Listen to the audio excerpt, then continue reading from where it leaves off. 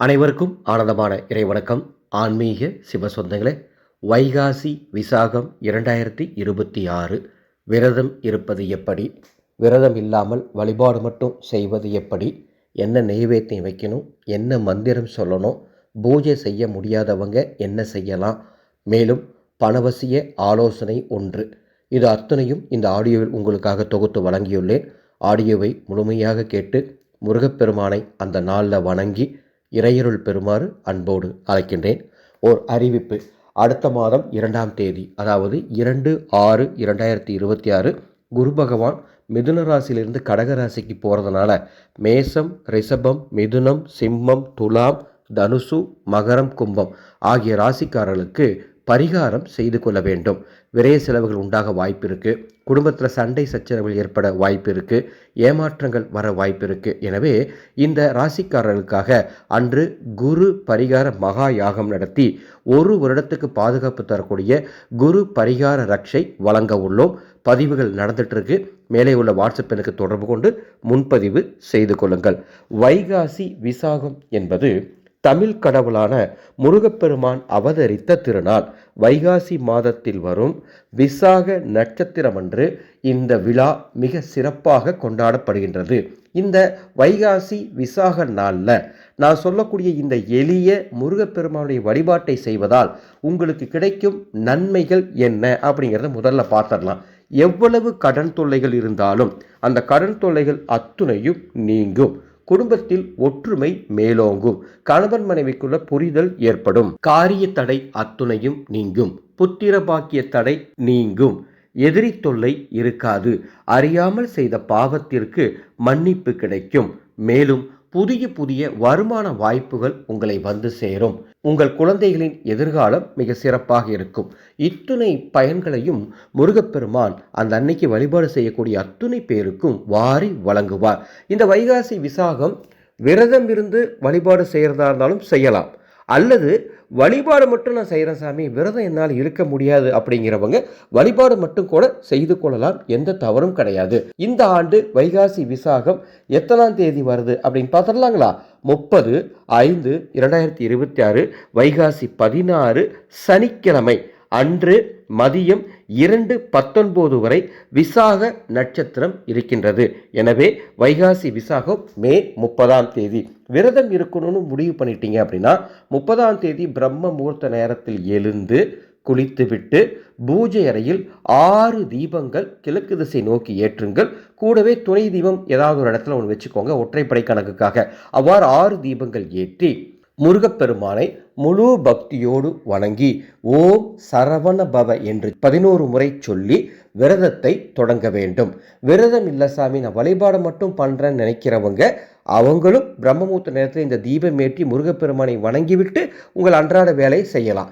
இந்த வைகாசி விசாக சிறப்பு வழிபாட்டை எத்தனை மணிக்கு செய்யலாம்? பிரம்ம முகூர்த்த நேரத்தில் செய்யலாம், அல்லது காலை 6 மணிலிருந்து 8:30 மணிக்குள் செய்யலாம், அல்லது 10:30 11:30 செய்து கொள்ளலாம். இந்த நேரத்தில் செய்ய முடியாதவங்க முடிந்த அளவுக்கு காலையில் பூஜை செய்ய முயற்சி பண்ணுங்க. ஏன்னா 2:18 வரைக்கும் தான் விசாக நட்சத்திரம் இருக்கு. ஒருவேளை அந்த நேரத்தில் முடியல, வேலையின் காரணமாக முடியல அப்படின்னா பரவாயில்ல, மாலை 5:30 மணிலிருந்து 6:30 மணிக்குள் நான் சொல்ற இந்த பூஜையை செய்யலாம்.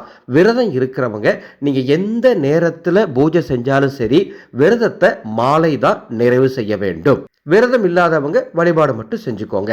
உங்க வீட்டில் முருகப்பெருமானுடைய சிலை, முருகப்பெருமானுடைய வேல் இருந்துச்சுன்னு சொன்னால் இந்த பூஜை செய்யக்கூடிய நேரத்தில் நெய் அபிஷேகம் செய்தால் குடும்பத்திற்கு சுபிட்சம் உண்டாகும். பூஜை செய்யறதுக்கு முருகப்பெருமானுடைய படம் அல்லது சிலைக்கு வாசனை பூக்கள் போட்டு அலங்காரம் செய்து கொண்டு நெய்வேத்தியமாக மோர் வைக்கலாம், உப்பு கலக்காத தயிர் சாதம் வைக்கலாம், சர்க்கரை பொங்கல் வைக்கலாம், தேன் வைக்கலாம், தினை மாவு, அப்பம், வடை மற்றும் பழங்கள், கலவை சாதங்கள், இப்படி உங்களால் எதை சிறப்பாக வைக்க முடியுமோ, எந்த அளவுக்கு சிறப்பாக வைக்க முடியுமோ அந்த அளவுக்கு சிறப்பாக நெய்வேத்தியம் வையுங்கள். அவ்வாறு நெய்வேத்தியம் வைத்து முருகப்பெருமான் படத்திற்கு முன்பாக அல்லது சிலைக்கு முன்பாக 6 தீபங்கள் ஏற்றி இந்த வழிபாடு செய்யணும். இந்த தீபம் ஏற்றுவதற்கு நமது ஆனந்தொளி அறக்கட்டளையின் மந்திர சக்தி தீப எண்ணெய் இருந்தால் அதை ஊற்றி தீபமேற்றுங்கள், அல்லது நல்லெண்ணெய் ஊற்றி தீபமேற்றுங்கள். எல்லாம் தயார் செய்துவிட்டு முதல்ல விநாயகப் பெருமானை மனதார நினைத்து விநாயகருக்கு ஒரு வணக்கத்தை தெரிவித்துவிட்டு அதன் பிறகு முருகப்பெருமானை மந்திரம் சொல்லுங்கள். ஓம் க்ளீம் சரவண பவ அப்படின்னு 108 முறை வாய் விட்டு சொல்லுங்க. வாசனை பூக்களை கையில் வைத்துக்கொண்டு முருகப்பெருமானுக்கு அர்ச்சனை செய்து கொண்டே இந்த மந்திரத்தை சொல்லி வைகாசி விசாக வழிபாடு மிக சிறப்பாக செய்யுங்கள். முருகப்பெருமான் அருள் முழுமையாக கிடைக்கும். இந்த இடத்துல ஒரு தகவலை கூட பகிர்ந்துக்கிறேன். நமது ஆனந்தொளி அறக்கட்டளை வைகாசி விசாகம் அன்று மிக சிறப்பாக முருகப்பெருமானுக்கு யாக வேள்வி செய்ய போகின்றோம். அந்த யாக வேள்வியில் உங்கள் குடும்பத்தாரின் பெயர், ராசி, நட்சத்திரம் சொல்லி முருகப்பெருமானிடம் பிரார்த்தனை செய்து கொள்ள நீங்கள் பதிவு செய்து கொள்ளலாம்.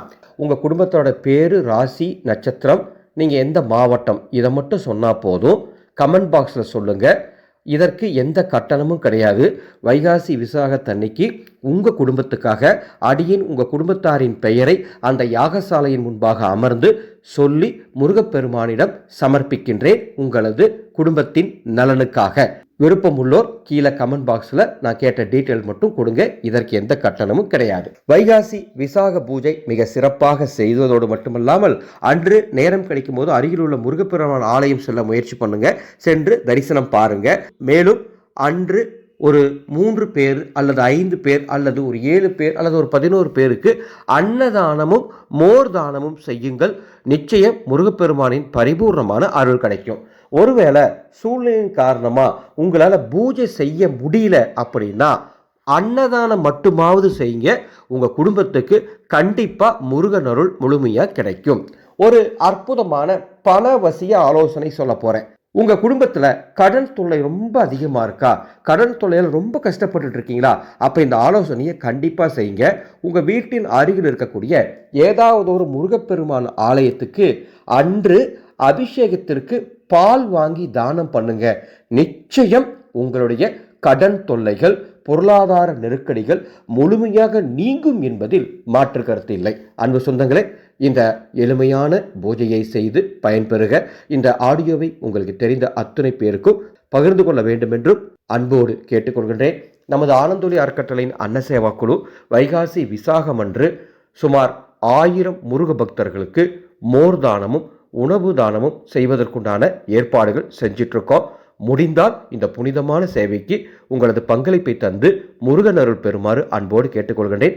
டிஸ்பிளேல எங்களது அறக்கட்டளையினுடைய Google Pay number, PhonePe number இருக்கு. இந்த வீடியோக்கு கீழே டிஸ்கிரிப்ஷன் பாக்ஸ்லையும் எங்களது அறக்கட்டளையின் வங்கி கணக்கெண் தரப்பட்டுள்ளது. வாருங்கள், சேர்ந்து அன்னதானம் செய்வோம்.